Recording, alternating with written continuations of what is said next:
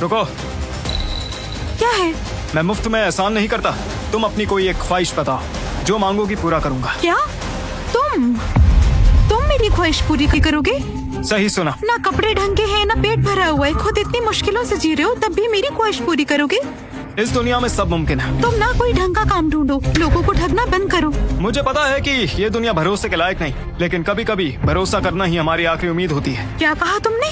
मैंने कहा, जब विश्वास ना हो तो उम्मीद भी नहीं रहती। मैडम, विश्वास की ताकत में मानती हो? क्या तुम दूसरों पर विश्वास करती हो?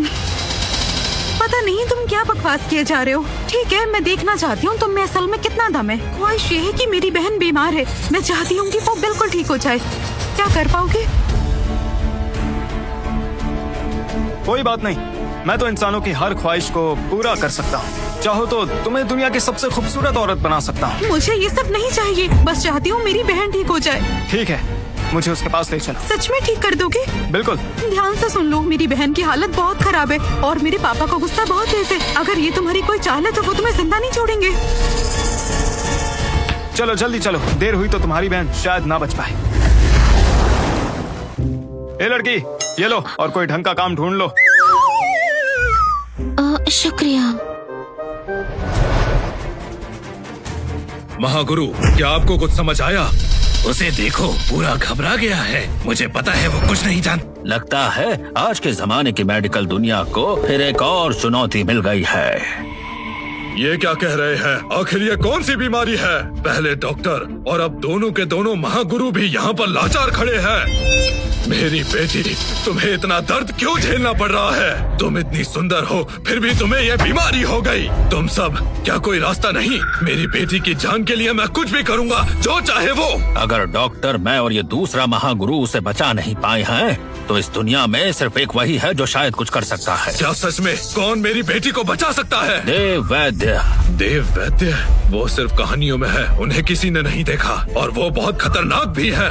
कहते हैं उसका इलाज भगवान जैसा है। बाएं हाथ से मौत और दाएं से जिंदगी, कभी शांत और कभी जैसे कोई तूफान हो। लेकिन वो एक अफवाह है, उन्हें किसी ने नहीं देखा। जो इंसान है ही नहीं, मैं उसे कहाँ ढूंढूंगा? ये तो तुम्हें खुद ही पता लगाना होगा। चाहे जमीन खोदनी पड़े या फिर आसमान चीरना पड़े, मैं उन्हें ढूंढूंगा। विघ्नेश। जी सर। तुरंत दुनिया भर में तलाश शुरू करो और देव वैद्य को ढूंढो। जी सर। ढूंढने की जरूरत नहीं, ये काम मैं खुद संभाल लूंगा। कौन हो तुम? पापा, इसका कहना है कि ये बहन को ठीक कर सकता है। क्या ये सारा को ठीक करेगा? ये कह रहा था कि तुमने इसकी बात पर भरोसा किया? कब तक तुम इतनी भोली रहोगी? अरे ये तो बस एक भिखारी है और यहाँ पर नाटक कर रहा है। हमने इतने साल मेडिकल को दिए, क्या हम पागल हैं? ये दिखने में भिखारी पर असल में एक धोखेबाज है। सालों से एक कहावत चली आ रही है, किताबों को कभी भी उनके कवर से जज मत करो। तुम जैसे लोगों के लिए है ये कहावत। सोचा नहीं था आज के लोग इतने ज्यादा अंधे हो सकते हैं। बस करो, बंद करो अपना ये ड्रामा। बंसल फैमिली पूरे शहर में सबसे अमीर है और तुम हमें लूटोगे। मैं तुम्हारा ऐसा हाल करूंगा कि भीख नहीं मांग पाओगे। ये खुद एक फूटी कौड़ी का नहीं है और मिस बंसल से शादी का सपना। ओ भिखारी, क्या तुम नहीं जानते कि तुम हम सबके लेवल के नहीं हो? बस काट, इस भिखारी को बाहर फेंक दो। सब लोग रुक जाओ। विघ्नेश, आखिर क्या हुआ? सारा बेबी कई दिनों से बेहोश है। दुनिया के बेस्ट डॉक्टर हार मान चुके हैं। यह आदमी कह रहा है इसके पास इलाज है, हमें इसे एक मौका देना चाहिए। अगर धोखेबाज निकला तो बाद में देख लेंगे।